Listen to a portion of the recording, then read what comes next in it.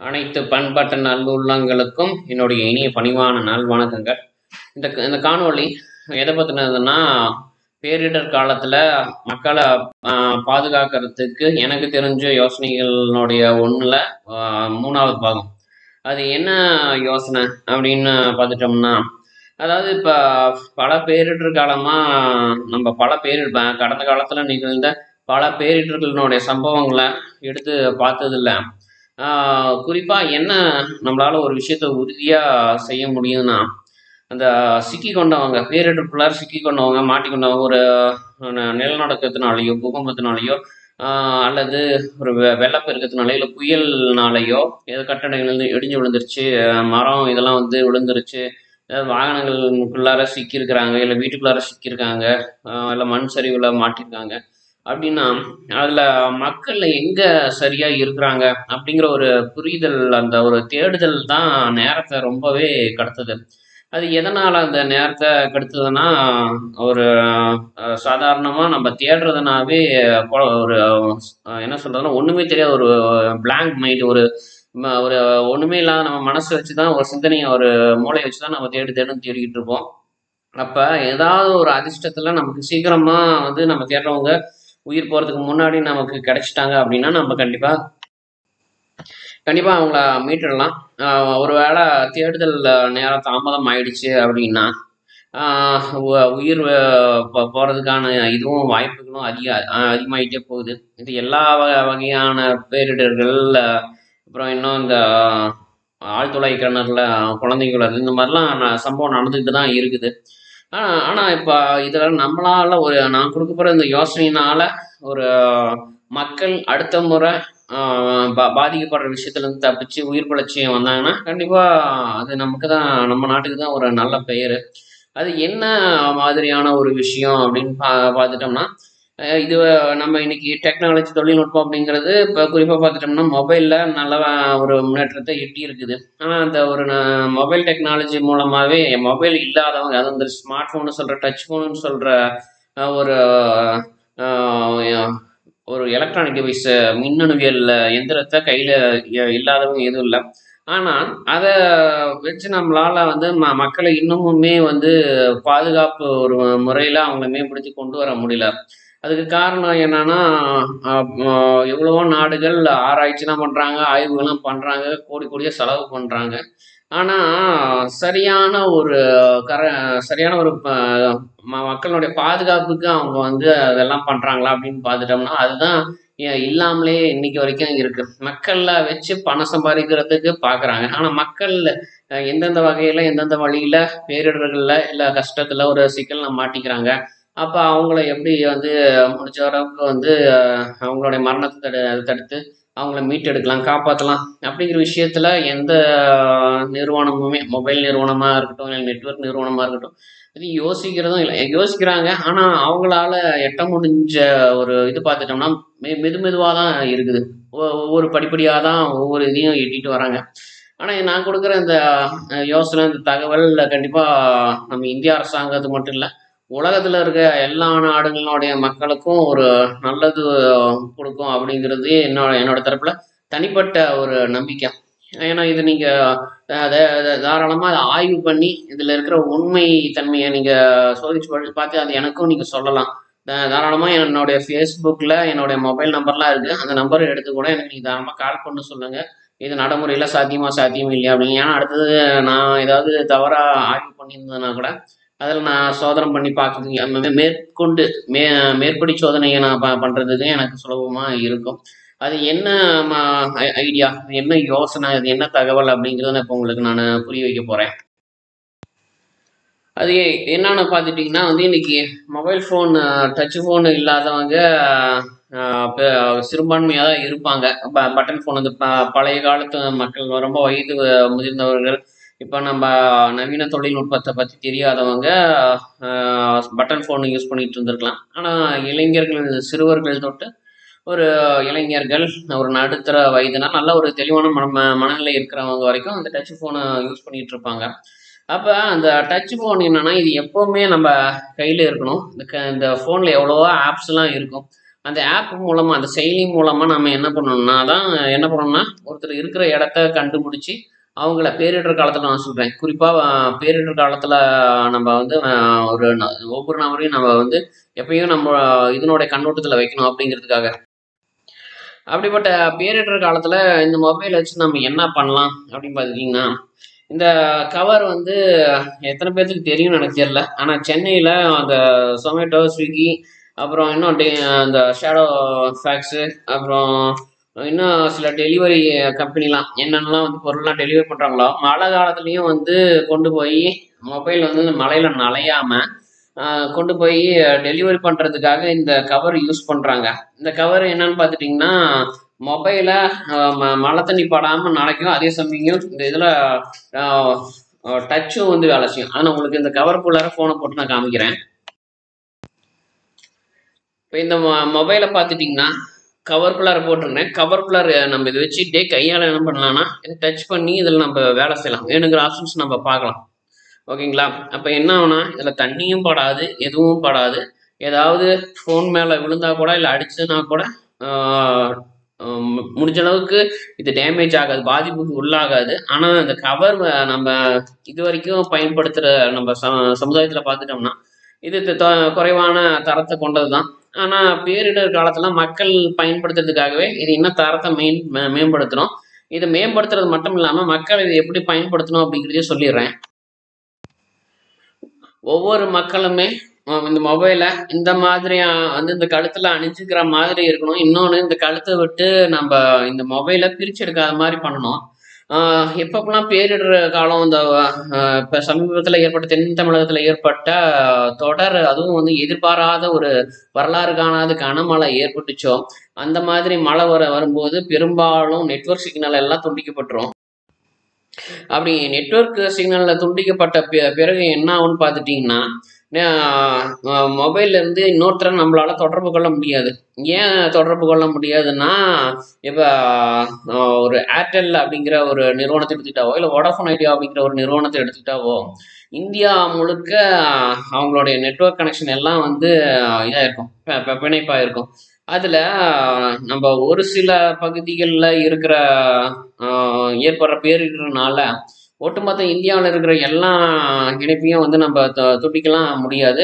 இன்னொன்று பார்த்துட்டோம்னா, எந்த இடத்துல ரெட் அலர்ட் கொடுக்குறாங்களோ அந்த இடத்துல முன்கூட்டியே என்ன பண்ணணும்னா, இந்த மொபைலில் ஸ்மார்ட் ஃபோனில் என்ன பண்ணிடணும்னா, அந்த வாக்கி டாக்கி அப்படிங்கிற ஒரு ஆப்பு ரெடி பண்ணணும். வாக்கி டாக்கி அப்படிங்கிற ஆப்பை ரெடி பண்ணிவிட்டு என்ன செய்யணும்னா, எந்தெந்த பகுதிகளெல்லாம் இது இருக்கோ, அதாவது பேரிடர் மன்னிக்கணும், அதாவது ரெட் அலர்ட் கொடுத்துட்டாங்க, ஒரு பெரிய அளவில் மழை பெய்ய போகுது, காற்று பயங்கர வேகத்தில் அடிக்க போகுது, கம்பங்கள் சாய போகுது, மரங்கள் விழப்போகுது, நெட்வொர்க் கனெக்ஷன்லாம் துண்டிக்கப்பட போகுது, மக்கள் ஒரு மேடான இடத்துக்கு நோக்கி போங்க, இல்லை ஒரு பாதுகாப்பான இடத்த நோக்கி போங்க. அப்புறம் இதுக்கு அப்புறம் அந்த சம்பவத்தில் இந்த மாதிரி வந்து மொபைல் கனெக்ஷன் வந்து கட் ஆகுது. காரணம் என்ன, காற்று வேகமாக வீசுது, கண்ணா பின்னா மழை இதாகுது, அலைவரிசை சரியில்லை, அப்படி இப்படிங்கிற என்னென்ன காரணத்தினால சாதாரணமாக பேசக்கூடிய 2G 3G 4G 5G இதெல்லாம் துண்டிக்கப்பட்டாலும், அப்போ இந்த வாக்கி டாக்கி அப்படிங்கிற ஒரு ஆப்போ இல்லை வந்து அந்த ஆப்ஷனில் நம்ம வந்து இந்த ஃபோன் எல்லாத்தையும் வந்து கனெக்ட் பண்ணியே ஆகணும்.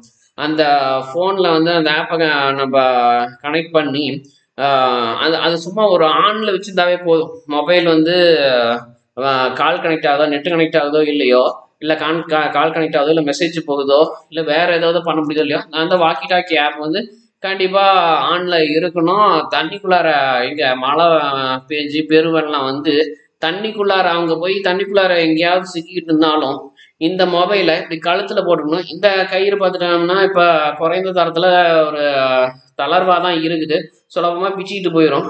ஆனால் மக்களை பாதுகாக்கக்கூடிய அந்த நமக்கு ரெட் அலர்ட் கொடுக்கக்கூடிய இடத்துல இருக்கிற மக்களுக்கு நல்ல உயர்தரம்னா எப்படின்னா, கிளியக்கூடாது இந்த மொபைலு. நம்ம தொட்டோம்னா, அதாவது அந்த வாக்கி டாக்கி ஆப்ஷனை, அந்த வாக்கி டாக்கி ஆப்புங்கிறது ஒன்று இன்ஸ்டால் பண்ணிக்கிட்டதுக்கு அப்புறம் இந்த மொபைலில் ஃபங்க்ஷன் ஆகிறது எப்படி இருக்கணும்னா, அந்த வாக்கி டாக்கி ஆப்ஷனை தொட்டாவே வந்து இந்த கவரை தாண்டி அதில் போய் நான் பட்டு அந்த சென்சிட்டிவ் இது பண்ணி அங்கே எங்கே மாட்டிருக்காங்களோ, எந்த இடத்துல தண்ணிக்குள்ளார மாட்டியிருக்காங்களோ இல்லை மண்ணுக்குள்ளார புதஞ்சிருக்காங்களோ இல்லை ஒரு கட்டடத்துக்குள்ளார இருக்கிறாங்களோ, அப்போ இந்த மொபைல் அந்த குறிப்பிட்ட ஆப் என்ன பண்ணணும்னா வந்து ரொம்ப அதிக அதிர்வெண்ணில் ஹை ஃப்ரீக்வன்சியில் என்ன பண்ணணும்னு பார்த்துட்டிங்கன்னா, அதாவது ஹை ஃப்ரீக்வன்சிலாம் அந்த ஆப்பு நல்லா ஒர்க் ஆகணும். அந்த மொபைல் நல்லா ஹை ஃப்ரீக்வன்சியில் ஒர்க் ஆகிட்டு நல்லா அது என்ன பண்ணணும்னா இருக்கிற இடத்த நல்லா காட்டி கொடுக்கணும். அதனுடைய இருக்கிற இடத்துல இருந்து இதுலேருந்து சிக்னல் போகுதோ, இல்லை வெளியில இருந்து இப்போ பேரிடர் காலத்தில் மீட்பு பணிக்கு வராங்கனாவோ, இல்லை முன்னெச்சரிக்கை நடவடிக்கைகளுக்கு வராங்கனாவோ, அவங்களுக்கு என்ன பண்ணணும்னா இந்த மொபைல் எங்கே இருக்குது, யாரோட கழுத்தில் தொங்கிட்டு இருக்கு, ஒரு வேளை தண்ணிக்குள்ளே போயிட்டாங்க, ஒரு 2 நிமிஷம் 3 நிமிஷம் 5 நிமிஷம் மூச்சு இல்லாமல் கிடக்குறாங்கன்னாலும் அந்த சேட்டலைட் மூலமாகவோ இல்லை டவர் மூலமாகவோ எந்த டவர் ஆனாலும் இருக்கட்டும், ஏர்டெல்லாக இருக்கட்டும், பிஎஸ்என்எல்லாக இருக்கட்டும், இல்லை வோடாஃபோன் ஐடியாவாக இருக்கட்டும், அப்படி இல்லை ஜியோவாக இருக்கட்டும், எந்த நெட்வொர்க் பயன்படுத்துகிறாங்களா இருந்தாலும் அந்த ஆப்பு கண்டிப்பாக அதில் செயல்படணும். அந்த ஆப்பை நீங்கள் தனியாக கூட அந்த வாக்கி டாக்கி ஆப்பை வச்சுக்கலாம். இல்லை ஏதாவது ஒரு ஆப்பில் இன்னொரு பொதுமக்கள் பொதுவாக பயன்படுத்திகிட்டு இருக்கிற ஆப் மூலமாக பொதுவாக பயன்படுத்திகிட்டு இருக்கிற இந்த கூகுள் மெயிலு, யூடியூப்பு, இன்னும் சொல்ல போனோம்னா கூகுள் பே, அப்புறம் வேற இன்னும் நிறைய இது ஃபைல் மேனேஜர், இந்த மாதிரி நிறைய ஆப் சொல்லலாம். அந்த ஆப்குள்ள ஏதாவது ஒரு ஆப்ஷனில் வாக்கி டாக்கி அப்படிங்கிற ஆப்ஷனை நம்ம ஆக்டிவேட் பண்ணிட்டாலும் ஆக்டிவேட் பண்ணி வச்சுக்கலாம். அது அந்த எந்த வகையில் நம்ம அதை ஒரு அமல்படுத்தி மக்கள் பயன்பாட்டுக்கு கொண்டு வந்தாலும் அதை கரெக்டாக சிக்னல் கட் ஆகிற டைமில், அது எப்போ ரெட் அலர்ட் சொல்லியிருக்கிற ஏரியாவில் நம்ம அது ஆக்டிவில் இருக்கணும். இன்னும் ஆக்டிவ்லனா மக்கள் சரியாக தான் இருக்கிறாங்களா அப்படின்னு ஒரு குறிப்பிட்ட நேரத்துக்கு இருக்கா அவங்களுக்கு ஒரு அலர்ட் மாதிரி போய் அது எஸ்ஆர்னோ அப்படிங்கிற ஒரு ஆப்ஷனில் கண்டுபிடிக்கிற மாதிரி இருக்கணும். இன்னொன்று நான் சொன்னது இந்த கவரு, அப்புறம் இந்த கயிறு, இது வந்து நல்ல ஒரு இறுக்கமாக, அதாவது மழை வந்து ஒரு வெள்ளம் வந்து அடிச்சுட்டு போனாலும் இது என் உடம்பு கூடயே ஒட்டிகிட்டு இருக்கணும், என் கூடயே வந்து பயணம் பண்ணணும், என் கூடயே அடிச்சுட்டு வரணும், அடிச்சுட்டு போகணும், மண்ணில் கொஞ்ச நாளும் அதுவும் மண்ணுக்குள்ளார வரணும், கட்டடத்துக்குள்ளார இருந்தாலும் கட்டடத்துக்குள்ளார என் கூடயே இருக்கணும். ஏன்னா அப்படி இருந்தால் தான் இது என்னுடைய ஃபோன், நான் எங்கே இருக்கிறேன் அப்படிங்கிறத எனக்கு காமிக்க முடியும். அந்த வகையில் இதை நம்ம உடம்புல எங்கே வந்து பொருத்த முடியுமோ அங்கே வந்து ஒரு கிரிப்பாக, ஒரு இறுக்கமாக, ஒரு அவ்வளவு சுலபத்தில் நம்ம உடம்பை விட்டு பிரிஞ்சு போகாத வகையில் அந்த ஃபோனை நம்ம உடம்புல மாட்டிக்கிற மாதிரி வச்சுக்கணும். இதில் சாதாரணமாக பயன்படுத்தக்கூடிய ஃபோனை வந்து நம்ம இது பண்ண முடியாது, அதை உபயோகப்படுத்த முடியாது, அதை சேதமடைகிறதுக்கு வாய்ப்பு இருக்குது. இதுக்கு ஏதாவது சிறப்பாக மொபைலை நம்ம பயன்படுத்துறதுக்கு நம்ம மக்களுக்கு கொடுத்தாலும் அதுவுமே வந்து வரவேற்புக்குரியது தான். அப்படி நம்ம கண்டிப்பாக மக்களை காப்பாற்றுறதுக்கு நம்ம எந்த வகை வேணாலும் இது பண்ணலாம். நம்ம அதில் எந்த வகையான ஒரு மொபைலையும் அதில் புதிதாக கூட தயார் பண்ணலாம். ஒரு இடத்துல ரெட் அலர்ட் தெரிவிச்சிட்டாங்க, இப்போ சென்னை, அப்புறம் கடலூர், பாண்டிச்சேரி, அதுக்கப்புறம் ஆந்திராவுடைய கடற்கரையோரம், இந்த பக்கம் மேற்கு பக்கம் பார்த்துட்டோம்னா கோவா, கேரளா, இந்த மாதிரி எந்த ஒரு கடற்கரையோரமாக இருக்கட்டும், இல்லை ஒரு ஆற்று வெள்ளம் வந்து அடிச்சுட்டு போகிற மாதிரியே இருக்கட்டும், எதுவாக இருந்தாலும் அந்த நம்ம சொன்ன ஆப்ஷன், அந்த வாக்கி டாக்கி ஆப்ஷன் இல்லை ஆப்புங்கிறது சரியாக இடத்த வந்து கரெக்டாக காமிச்சுக்கணும். நம்ம உடம்போட ஒட்டி இருக்கணும், நம்ம உடம்பை விட்டு போகக்கூடாது. ஒரு வேளை எங்கேயாவது போயிட்டு நம்ம இடிச்சிட்டு முட்டிட்டு மயங்கி கிடந்தாலும் அந்த ஃபோன் ஆக்டிவ்லேயே இருக்கணும். அப்படி இருந்து பேரிடர் காலத்தில், அதுவும் பேரிடருக்கு முன்னரோ இல்லை பின்னரோ அவங்க மீட்பு பணியில் ஈடுபட்டிருக்கிறவங்க வரும்போது அவங்க தரப்புல இருந்து இதை வந்து வேற ஒரு டிவைஸ் மூலமாக, வேற ஒரு எந்திரத்து மூலமாக கண்காணிக்கிற மாதிரி இருக்கணும்.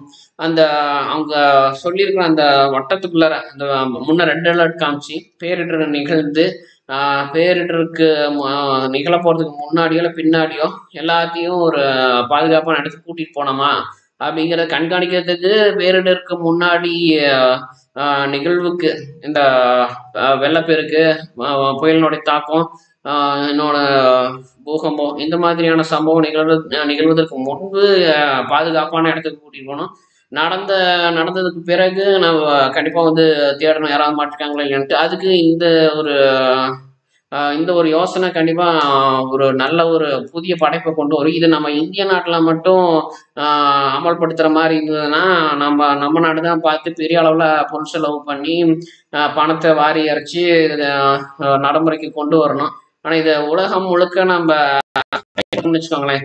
யாரோ ஒரு இந்திய நாட்டை சேர்ந்தவர் திடீர்னு ஒரு மழை வெள்ளத்தினால கடல்ல அடிச்சுட்டு போயோ இல்லை ஆற்றுல அடிச்சுட்டு போய் கடல்ல விழுந்தோ வேற நாட்டுக்கு எங்கேயாவது போயிடாருன்னு வச்சுக்கோங்களேன். அப்போ அவர் கையில் இருக்கிற இந்த டிவைஸ் வந்து காமிக்க, அந்த டிவைஸ் எடுத்து இந்த மாதிரி நான் இந்திய நாட்டில் ஒரு உதாரணத்துக்கு கர்நாடகாவில் இந்த பகுதியில் இருந்தேன், நான் வேற ஒரு விஷயமா சென்னைக்கோ இல்லை ஆந்திராக்கோ எங்கேயோ போனேன், அங்கே வெள்ளத்தில் அடிச்சுட்டு இப்படி கடலில் கலந்துட்டேன், அப்புறம் அங்கேருந்து எப்படியோ வேற நாட்டு பக்கம் வந்துட்டு, இல்லை கடலில் போன போது வந்து ஏதோ ஒரு கடல் சீற்றத்தினால கடல் அப்போ இது என்ன ஆகும்னா அந்த டிவைஸு நம்மளுடைய ஒருத்தருடைய சொந்த மொபைல் ஃபோனாக இருக்கலாம், இல்லையா அது நம்ம அரசாங்கத்தினுடைய அதுவும் பேரிடர் காலத்தில் மக்களுக்கு கொடுத்து காப்பாற்ற வைக்கிற ஒரு பயனுள்ள ஒரு டிவைஸாகவும் இருக்கலாம்.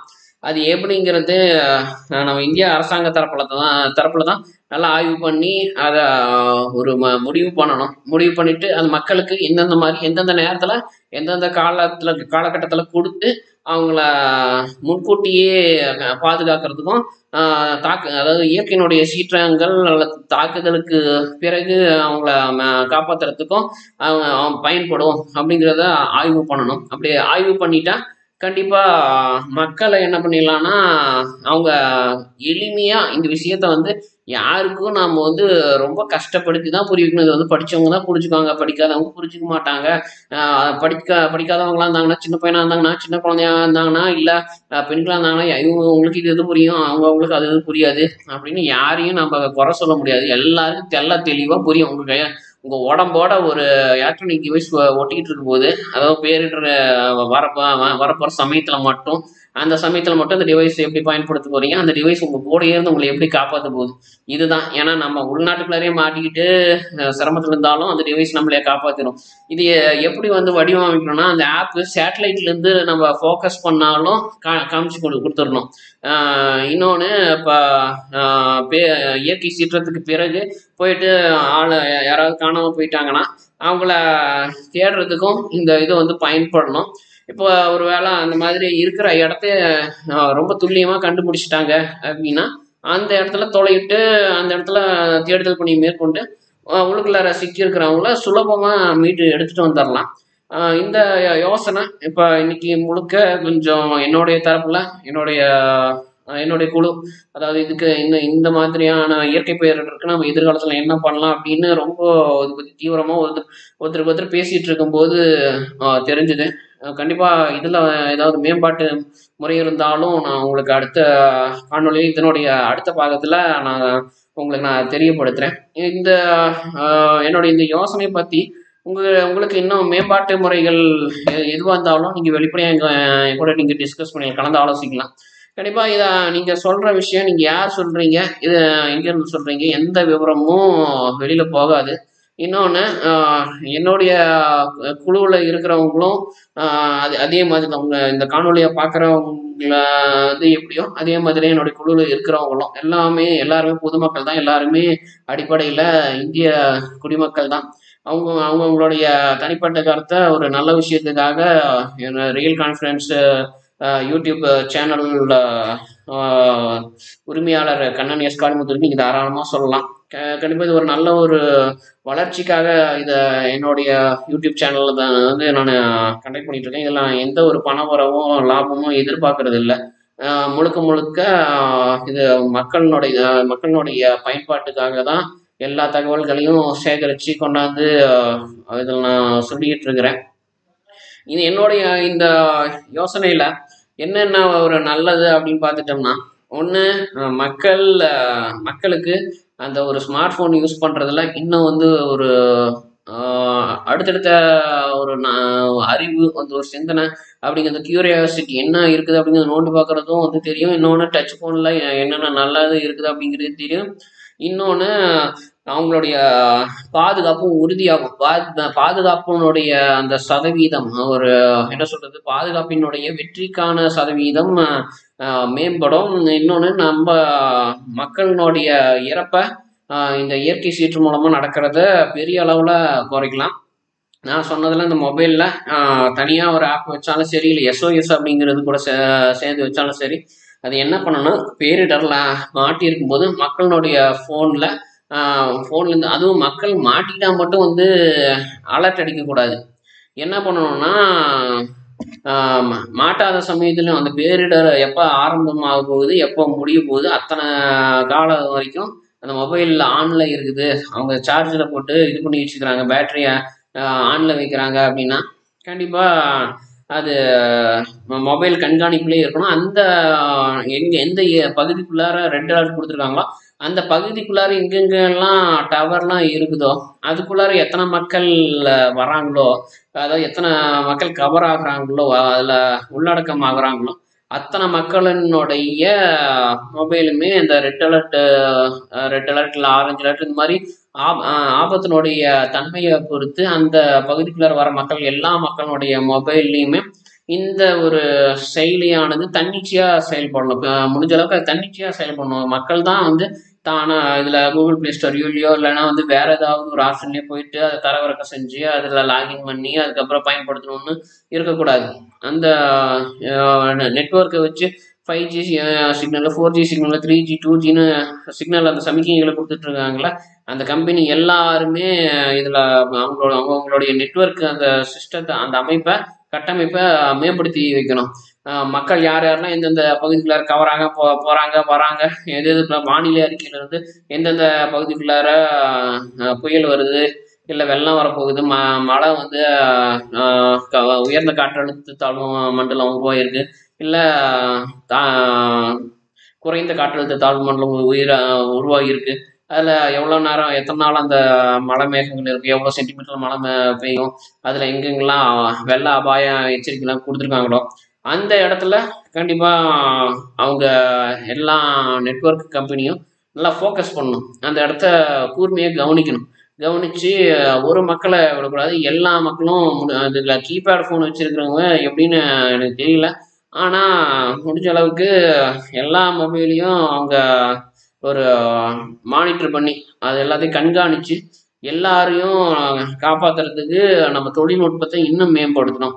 இது என்னோட தரப்புல நான் பார்த்த வரைக்கும் எந்த நாட்டிலையுமே இந்த ஒரு கட்டமைப்பு கிடையாது, வெளிநாட்டிலையும் கிடையாது, நம்ம நாட்டிலையும் கிடையாது. இது எமர்ஜென்சி SOSன்னு சொல்லிட்டு ஏதோ ஒரு ஆப்ஷன் இருக்குது, அதை கிளிக் பண்ணால் கால் பண்ணால் எங்கேயோ கால் போகுது, அது நம்ம இருக்கிற இடத்த காமிச்சிடும் அப்படின்லாம் சொல்கிறாங்க.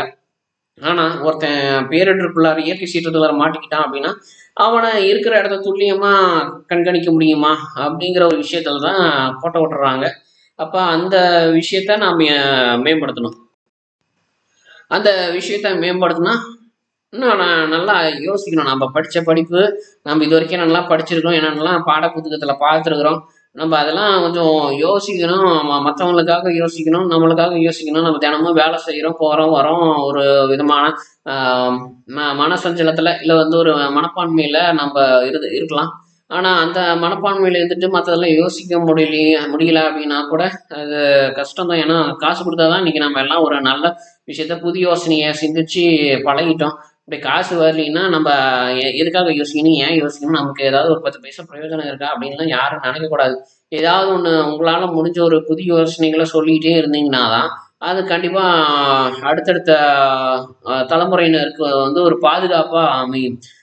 வெறுமனே நம்ம படித்த படிப்பையும் நம்ம பார்க்குற புதிய கண்டுபிடிப்புகள்லாம் மற்றவங்க கண்டுபிடிக்கிறாங்க, நம்ம ஒன்றுமே அதை அனுபவிக்க மட்டும் செய்கிறோம், நம்ம தரப்புல வந்து எந்த பங்களிப்பும் கொடுக்கல, ஒரு புதிய யோசனை கூட நம்ம சொல்லலை அப்படின்னா கண்டிப்பாக அது நம்ம வாழ்கிற வாழ்க்கைக்கு தான் ஒரு அர்த்தம் இல்லாமல் போகும். நமக்கு கீழே நம்ம வீட்டில் வந்து குழந்தைங்க, பெரியவங்க, அடுத்த தலைமுறையினர் இவங்கெல்லாம் இருக்கிறாங்கன்னா, சின்ன பசங்க, சிறுவர்கள், அப்புறம் இளைஞர்கள் இவங்களாம் இருக்கிறாங்கன்னா அவங்களுக்கு நம்ம முன்னுதாரணமாக இருக்கணும். அதனால் படித்த படிப்பை அப்பப்போ அசை போடுங்க, நல்லா மைண்டில் உருட்டி பாருங்கள். இந்த டிவி பார்க்குறது, சீரியல் பார்க்குறது, சினிமா பார்க்குறது, அரசியல் இது பண்ணுறது, அந்த மாதிரி கால விரயத்தை தவிர்த்துடலாம். நம்ம அதுலேயே ஒரு என்ன சொல்கிறதா மைண்ட் ரிலாக்ஸேஷன் சொல்லிட்டு மனசை ஒரு தளர்வு படுத்துறதுன்னு சொல்லிட்டு ஏதோ பண்ணிகிட்டு இருக்கோம். ஆனால் அதெல்லாம் நம்ம எதையும் வந்து காப்பாற்றாது. நாம் யோசிச்சாதான் நம்ம படிப்பை நம்ம சொந்த சிந்தனையை நம்ம முதலீடு பண்ணி நாட்டுக்கு ஏதாவது பண்ணாதான் நம்ம நாடும் பொருளாதாரத்தில் இன்னும் முன்னேறும். இதுக்கப்புறம் இதை நம்ம நாடு பொருளாதாரம் முன்னேறிச்சுனா தான் நாம் கஷ்டம் இல்லாமல், பொருளாதார அளவில் கஷ்டம் இல்லாமல் ஒரு நிம்மதியாக எந்த ஒரு வேலையும் செய்ய முடியும், நம்ம தற்காத்த முடியும், நமக்கு அடுத்த தலைமுறையினரை பாதுகாப்பாக வச்சுக்க முடியும். இது மாதிரி இந்த இந்த இந்த விஷயத்த நான் இதோட நிறுத்த மாட்டேன். இன்னும் அடுத்தது புது புது யோசனைகள் வரும்போது உங்களுக்கு உங்க கூட பகிர்ந்துக்கிறேன். என்னுடைய இந்த காணொளி பிடிச்சிருந்ததுன்னா தெரிஞ்சவங்க எல்லாருக்கும் பகிர் செய்யுங்க. பகிர்ந்து இந்த யோசனையை எப்படி எப்படிலாம் மேம்படுத்தலாம் அப்படிங்கிற ஒரு விஷயத்த உங்கள் பகுதியில் இருக்கிற ஊடகங்களை கூப்பிட்டு கழுத்தை பிடிச்சாவது இழுத்துட்டு அவனை நிற்க வச்சுட்டு யோசனையில் நான் சொல்லுங்கள். ஒவ்வொருத்தங்க அவங்க யோசனை சொன்னாதான் நாம் முடிஞ்ச அளவுக்கு கட்டமைப்புகளை துரிதமாக அமைச்சுக்க முடியும், பாதுகாப்பாகவும் நாம் இருந்துக்க முடியும். அதனால் எல்லாருக்கும் பகிருங்க. என்னுடைய யூடியூப் சேனல் சப்ஸ்கிரைபராக இன்னும் ஆகலைன்னா சப்ஸ்கிரைப் பட்டனையும் பெல் பட்டனையும் கிளிக் பண்ணி சப்ஸ்கிரைபராக ஆகிக்கோங்க.